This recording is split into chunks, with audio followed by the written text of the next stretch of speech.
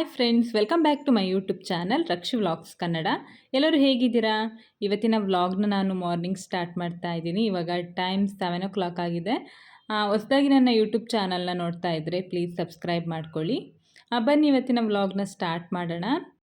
ನಮ್ಮ ಬಾಲ್ಕನಿಲಿ ಮಾರ್ನಿಂಗ್ ಟೈಮಲ್ಲಿ ತುಂಬ ಪಾರಿವಾಳ ಬಂದಿರುತ್ತೆ. ಅದೆಲ್ಲ ಹಾರ್ತಾ ಇತ್ತು. ಅದನ್ನು ನೋಡ್ತಾ ಇವತ್ತು ಡೇನ ಸ್ಟಾರ್ಟ್ ಮಾಡಿದೆ. ಹಾಗೆ ಮಾರ್ಕೆಟಿಗೆ ಹೋಗಿ ಸ್ವಲ್ಪ ಫ್ರೂಟ್ಸ್ ಹಾಗೆ ತರಕಾರಿ ಎಲ್ಲ ತರೋಕ್ಕಿತ್ತು. ಹಾಗೆ ಹೊರಟಿದ್ದೆ. ಈಗ ಎಲ್ಲ ತೊಗೊಂಡ್ವಿ, ತರಕಾರಿಗಳು ಹಾಗೆ ಫ್ರೂಟ್ಸ್ ಎಲ್ಲ, ಸೊಪ್ಪು ಕೂಡ ಬೇಕಾಗಿತ್ತು. ತೊಗೊಂಡೀಗ ಮನೆಗೆ ಬರ್ತಾ ಇದ್ದೀವಿ. ಹಾಗೆ ಬ್ರೇಕ್ಫಾಸ್ಟಿಗೆಲ್ಲ ರೆಡಿ ಮಾಡಿ ಇಟ್ಟು ನಾನು ಬಂದಿದ್ದೆ ತೊಗೊಂಡು ಹೋಗೋಕ್ಕಂತ.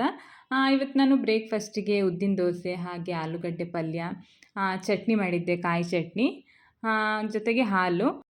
ಇವಾಗ ನಾನು ನನಗೆ ಹಾಗೆ ನನ್ನ ಹಸ್ಬೆಂಡ್ ಇಬ್ಬರಿಗೂ ಕೂಡ ತಟ್ಟೆಗೆ ದೋಸೆ ಹಾಕ್ಕೊಂಡು ಬಂದಿದ್ದೀನಿ. ಅವರು ದೋಸೆ ಎಲ್ಲ ಹಾಕಿಡು ಇಬ್ಬರು ಒಟ್ಟಿಗೆ ತಿನ್ನೋಣ ಅಂತ ಹೇಳ್ತಾರೆ. ಹಾಗಾಗಿ ಎಲ್ಲ ದೋಸೆ ಫಸ್ಟಿಗೆ ಮಾಡಿಕೊಂಡು ಈಗ ಟಿಫನ್ ಮಾಡ್ತಾ ಇದ್ದೀವಿ. ಇವತ್ತು ನಮ್ಮ ಮನೇಲಿ ಬ್ರೇಕ್ಫಾಸ್ಟ್ ದೋಸೆ. ಹಾಗೆ ನಿಮಗೂ ದೋಸೆಗೆ ಆಲೂಗಡ್ಡೆ ಪಲ್ಯ ಚಟ್ನಿ ಕಾಂಬಿನೇಷನ್ ಇಷ್ಟ ಆಗುತ್ತಾ? ನನಗೆ ಚಟ್ನಿ ಹಾಗೆ ಆಲೂಗಡ್ಡೆ ಪಲ್ಯ ಎಲ್ಲ ಇದ್ರೇ ಇಷ್ಟ ಆಗೋದು ದೋಸೆಗೆ. ಹಾಗೆ ಇವಾಗ ಇಬ್ಬರೂ ಟಿಫನ್ ತಿಂತಾ ಇದ್ದೀವಿ. ಟಿಫನ್ ಮುಗಿಸಿ ನಾನು ವ್ಲಾಗ್ನ ಕಂಟಿನ್ಯೂ ಮಾಡ್ತೀನಿ. Hi friends, welcome back. ಇವಾಗ ಟಿಫನ್ ಎಲ್ಲ ಮುಗಿಸಿ ವ್ಲಾಗ್ನ ಕಂಟಿನ್ಯೂ ಮಾಡ್ತಾ ಇದ್ದೀನಿ. ಇವಾಗ ಮಧ್ಯಾಹ್ನ ಲಂಚ್ಗೆ ಪ್ರಿಪೇರ್ ಮಾಡ್ತಾ ಇದ್ದೀನಿ. ಇವತ್ತು ನಾನು ಸೋರೆಕಾಯಿ ಸಾಂಬಾರು ಮಾಡೋಣ ಅಂತ ಸೋರೆಕಾಯಿನ ತೊಗೊಂಡಿದ್ದೀನಿ. ಸೋರೆಕಾಯಿ ತುಂಬ ಚೆನ್ನಾಗಿತ್ತು, ಎಳೆದಾಗಿತ್ತು. ಹಾಗಾಗಿ ಸೋರೆಕಾಯಿನ ಇವಾಗ ಕಟ್ ಮಾಡ್ಕೊತಾ ಇದ್ದೀನಿ. ಸೋರೆಕಾಯಿ ತುಂಬ ಒಳ್ಳೆಯದು, ದೇಹಕ್ಕೆ ಕೂಡ ತುಂಬ ತಂಪು. ಹಾಗೆ ಇದರಲ್ಲಿ ಜ್ಯೂಸ್ ಮಾಡಿ ಕುಡಿದ್ರೂ ಅಷ್ಟೇ ತುಂಬ ಒಳ್ಳೆಯದು. ಮಾರ್ನಿಂಗ್ ಟೈಮಲ್ಲಿ ಇದನ್ನು ಜ್ಯೂಸ್ ಮಾಡ್ಕೊಂಡು ಕುಡಿಬೋದು. ಇವಾಗ ನಾನೀಗ ಎಲ್ಲ ಇದನ್ನು ಕಟ್ ಮಾಡ್ಕೊತಾ ಇದ್ದೀನಿ. ನೀವೇ ನೋಡ್ತಾ ಇರ್ಬೋದು ಎಷ್ಟು ಎಳೆದಾಗಿದೆ ಅಂತ. ಎಳೆದಾಗಿದ್ದಷ್ಟು ಬೇಗ ಬೇಯುತ್ತೆ, ಹಾಗೆ ಟೇಸ್ಟು ಅಷ್ಟೇ ಚೆನ್ನಾಗಿರುತ್ತೆ. ಇವಾಗ ನಾನು ಫಸ್ಟಿಗೆ ಎಲ್ಲ ಸೋರೆಕಾಯಿನ ಕಟ್ ಮಾಡ್ತಾಯಿದ್ದೀನಿ. ಸ್ವಲ್ಪ ಸಣ್ಣ ಸಣ್ಣದಾಗಿ ಕಟ್ ಮಾಡ್ಕೊತಾ ಇದ್ದೀನಿ, ತೀರ ಸಣ್ಣದಲ್ಲ, ಒಂದು ಮೀಡಿಯಮ್ ಸೈಜಲ್ಲಿ ನಾನು ಕಟ್ ಮಾಡ್ತಾಯಿದ್ದೀನಿ. ನಾನಿವತ್ತು ಸೋರೆಕಾಯಿ ಜೊತೆಗೆ ಕಾಳನ್ನ ಎಲ್ಲ ಹಾಕಿ ಸಾಂಬಾರು ಮಾಡ್ತಾಯಿದ್ದೀನಿ. ಎಲ್ಲ ಒಣ ಕಾಳನ್ನ ನೆನೆಸಿಟ್ಟಿದ್ದೀನಿ. ಸೋರೆಕಾಯಿ ಹಾಗೆ ಕಾಳು ಹಾಕಿ ಸಾಂಬಾರು ಮಾಡಿದರೆ ಚೆನ್ನಾಗಿರುತ್ತೆ. ಹಾಗೆ ಈವ್ನಿಂಗ್ ನಾನು ಜ್ಯುವೆಲರಿ ಶಾಪಿಗೆ ಹೋಗೋಕ್ಕಿದೆ. ಏನಕ್ಕಂತ ನೀವೇ ನೋಡಿ ಗೊತ್ತಾಗುತ್ತೆ. ಏನು ತೊಗೊಂಡಿದ್ದೀನಿ ಅಂತ ನಿಮಗೂ ಕೂಡ ತೋರಿಸ್ತೀನಿ. ಇವಾಗ ನಾನು ಇದನ್ನೆಲ್ಲ ಕಟ್ ಮಾಡಿ ರೆಡಿ ಮಾಡ್ಕೊಂಡಿದ್ದೀನಿ. ಹಾಗೆ ಈಗ ನಾನು ಒಂದು ಪಾತ್ರೆಗೆ ಹಾಕ್ತಾಯಿದ್ದೀನಿ. ಜೊತೆಗೆ ನಾನು ಕಾಳನ್ನ ನೆನೆಸಿಟ್ಟಿದ್ದೆ ಅಂತ ಹೇಳಿದ್ದೆ ಅಲ್ಲ, ಕಾಳು ಕೂಡ ಚೆನ್ನಾಗಿ ನೆಂದಿದೆ. ನಾನೆಲ್ಲ ಮಿಕ್ಸ್ ಕಾಳನ್ನ ಎಲ್ಲ ನೆನೆಸಿದ್ದೆ. ಸೋರೆಕಾಯಿ ಜೊತೆ ಕಾಳು ಚೆನ್ನಾಗಿರುತ್ತೆ. ನಾನು ಇದನ್ನು ಇವತ್ತು ಸಾಂಬಾರು ಸ್ವಲ್ಪ ಡಿಫ್ರೆಂಟಾಗಿ ಮಾಡ್ತಾಯಿದ್ದೀನಿ, ಸ್ವಲ್ಪ ಮಸಾಲ ಆಗಿ. ಈಗ ನಾನು ಸ್ವಲ್ಪ ಎಣ್ಣೆ ಕಾಯಕ್ಕಿಟ್ಟಿದ್ದೆ. ಅದನ್ನು ಈಗ ಈರುಳ್ಳಿ ಟೊಮೆಟೊ ಎಲ್ಲ ಫ್ರೈ ಮಾಡ್ಕೋಬೇಕು. ಅದಕ್ಕೆ ಒಂದು ಈರುಳ್ಳಿ, ಒಂದು ಟೊಮೆಟೊ, ಹಾಗೆ ಒಂದು 3 ಬೇಳೆ ಬೆಳ್ಳುಳ್ಳಿ, ಹಾಗೆ ಒಂದು 2 ಲವಂಗ, ಹಾಗೆ ಸ್ವಲ್ಪ ಚಕ್ಕೆ ಹಾಕಿ ಇದನ್ನು ನಾನು ಚೆನ್ನಾಗಿ ಫ್ರೈ ಮಾಡ್ಕೊತೀನಿ. ಇದನ್ನೆಲ್ಲ ಫ್ರೈ ಮಾಡಿಕೊಂಡು ನಾನು ಮಸಾಲ ರುಬ್ತೀನಲ್ಲ ಆವಾಗ ಹಾಕ್ಕೋತೀನಿ. ಇವಾಗ ಈರುಳ್ಳಿ ಟೊಮೆಟೊ ಎಲ್ಲ ಚೆನ್ನಾಗಿ ಫ್ರೈ ಮಾಡ್ತಾಯಿದ್ದೀನಿ. ಸ್ವಲ್ಪ ಲೈಟಾಗಿ ಫ್ರೈ ಆದರೆ ಸಾಕಿದು.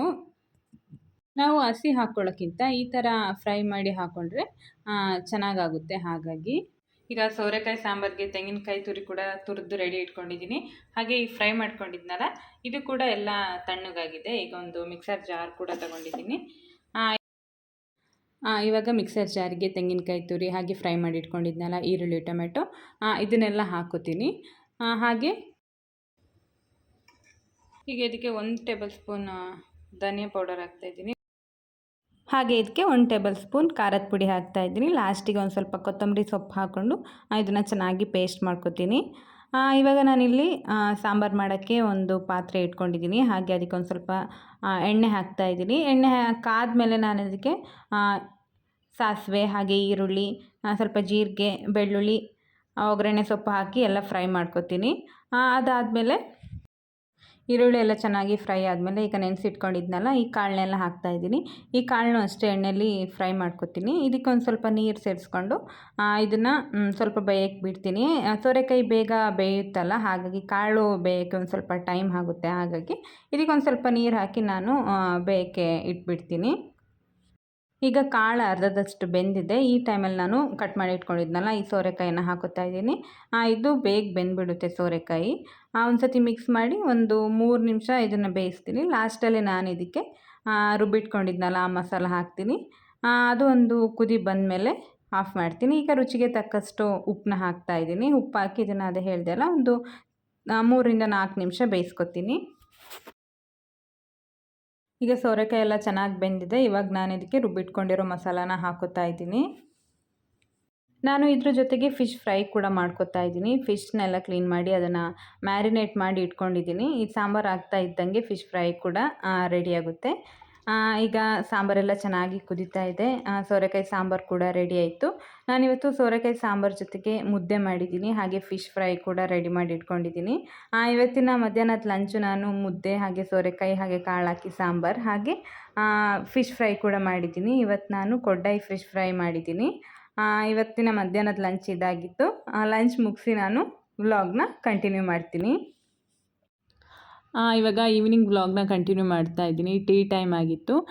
ಟೀ ಮಾಡಿದ್ದೆ, ಹಾಗೆ ಕಡಲೆಕಾಳು ಕೂಡ ಬೇಯಿಸಿದ್ದೆ. ಟೀ ಕುಡಿತಾ ಕಡಲೆಕಾಳು ಕೂಡ ತಿಂತಾ ಇದ್ದೆ. ಹಾಗೆ ಹೊರಗೆ ಹೋಗಬೇಕು ಅಂತ ಹೇಳಿದ್ನಲ್ಲ, ಅದಕ್ಕೂ ಕೂಡ ಹೊರಟಿದ್ದೀನಿ. ನಾನಿವತ್ತು ಜ್ಯುವೆಲರಿ ಶಾಪಿಗೆ ಹೋಗೋಕ್ಕಿತ್ತು. ನಾನೊಂದು ಗೋಲ್ಡ್ನ ಮಾಡ್ಸೋಕ್ಕಾಕಿದ್ದೆ, ಅದು ರೆಡಿಯಾಗಿತ್ತು ಅಂತ ಕಾಲ್ ಮಾಡಿ ಹೇಳಿದರು. ಹಾಗಾಗಿ ಹೋಗಿ ಬರೋಣ ಅಂತ ಹೊರಟಿದ್ದೀನಿ. ಹಾಗೆ ಏನು ಮಾಡ್ಸೋಕ್ಕಾಕಿದ್ದೆ ಅಂತ ನಿಮಗೂ ಕೂಡ ತೋರಿಸ್ತೀನಿ. ಇದನ್ನು ತುಂಬ ಇಷ್ಟಪಟ್ಟು ಮಾಡ್ಸೋಕ್ಕಾಗಿದ್ದೆ. ತುಂಬ ದಿನದಿಂದ ತಗೋಬೇಕು ಅಂತ ಇದ್ದೆ. ಇವಾಗ ಟೈಮ್ ಬಂದಿದೆ, ಈಗ ತಗೋತಾ ಇದ್ದೀನಿ. ನಾನು ಜ್ಯುವೆಲರಿ ಶಾಪಿಗೆ ಹೋದ್ಮೇಲೆ ತೋರಿಸ್ತೀನಿ ಏನು ತೊಗೊಂಡಿದ್ದೀನಿ ಅಂತ. ಇವಾಗ ನಾನು ಹಾಗೆ ನನ್ನ ಹಸ್ಬೆಂಡ್ ಇಬ್ಬರು ಕೂಡ ರೆಡಿಯಾಗಿದ್ದೀವಿ. ನಾನು ಹೋಗ್ತಾ ವ್ಲಾಗ್ನ ಹಾಗೆ ಕಂಟಿನ್ಯೂ ಮಾಡ್ತಾ ಹೋಗ್ತೀನಿ.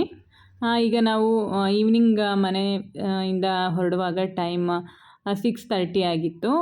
ಇವಾಗ ಬಂದ್ವಿ ನಾವು ಜ್ಯುವೆಲರಿ ಶಾಪ್ ಹತ್ರನೇ.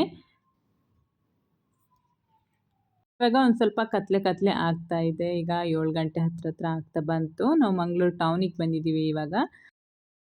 ಇವಾಗ ಜ್ಯುವೆಲರಿ ಶಾಪಿಗೆ ಬಂದ್ವಿ. ನಾನು ಶಾರ್ಟ್ ಮಾಂಗಲ್ಯ ಚೈನ್ನ ಮಾಡ್ಸೋಕ್ಕಾಕಿದ್ದೆ, ಅದು ರೆಡಿಯಾಗಿತ್ತು. ನಾನು ಮುಷ್ಟಿ ಡಿಸೈನಲ್ಲಿ ಮಾಡ್ಸೋಕ್ಕಾಕಿದ್ದೆ, ತುಂಬ ಚೆನ್ನಾಗಿ ಬಂದಿತ್ತು. ನಾನು ಹೇಗೆ ಮಾಡ್ಸೋಕ್ಕಾಕಿದ್ದೆ ಹಾಗೆ ಎಲ್ಲ ಚೆನ್ನಾಗಿ ಮಾಡಿಕೊಟ್ಟಿದ್ದಾರೆ.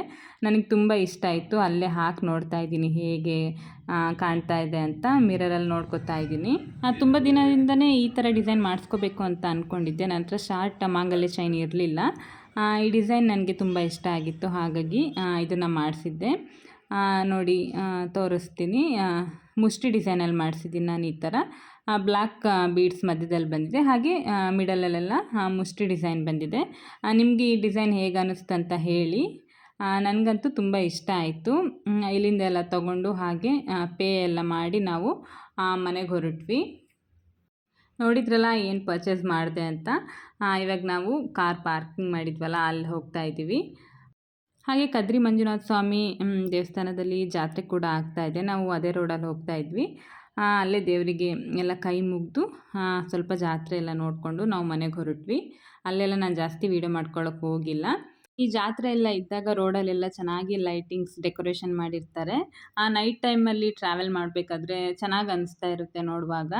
ಇಲ್ಲೂ ಅಷ್ಟೇ ಚೆನ್ನಾಗಿ ಎಲ್ಲ ಲೈಟಿಂಗ್ಸಲ್ಲಿ ಡೆಕೋರೇಷನ್ ಮಾಡಿದರು. ನಾನು ಹಾಗೆ ನೋಡ್ತಾ ವೀಡಿಯೋ ಮಾಡ್ಕೋತಾ ಇದ್ದೆ. ಹಾಗೆ ಡಿಸೈನ್ ಇನ್ನೂ ಮನೆಗೆ ಹೋದ್ಮೇಲೆ ನಾನು ನೆಕ್ಸ್ಟ್ ವ್ಲಾಗಲ್ಲಿ ತೋರಿಸ್ತೀನಿ. ಹಾಗೆ ಇವತ್ತಿನ ವಿಡಿಯೋ ನಾನು ಇಲ್ಲಿಗೆ ಎಂಡ್ ಮಾಡ್ತಾ ಇದ್ದೀನಿ. ಇವತ್ತಿನ ಈ ವಿಡಿಯೋ ಇಷ್ಟ ಆದರೆ ಪ್ಲೀಸ್ ಲೈಕ್ ಮಾಡಿ, ಹಾಗೆ ನನ್ನ ಯೂಟ್ಯೂಬ್ ಚಾನಲ್ನ ಸಬ್ಸ್ಕ್ರೈಬ್ ಮಾಡ್ಕೊಳ್ಳಿ. ನಿಮ್ಮ ಫ್ರೆಂಡ್ಸ್ ಆ್ಯಂಡ್ ಫ್ಯಾಮಿಲಿಗೂ ಕೂಡ ಶೇರ್ ಮಾಡಿ. ನೆಕ್ಸ್ಟ್ ವಿಡಿಯೋದಲ್ಲಿ ಸಿಗ್ತೀನಿ. Thank you. Keep watching.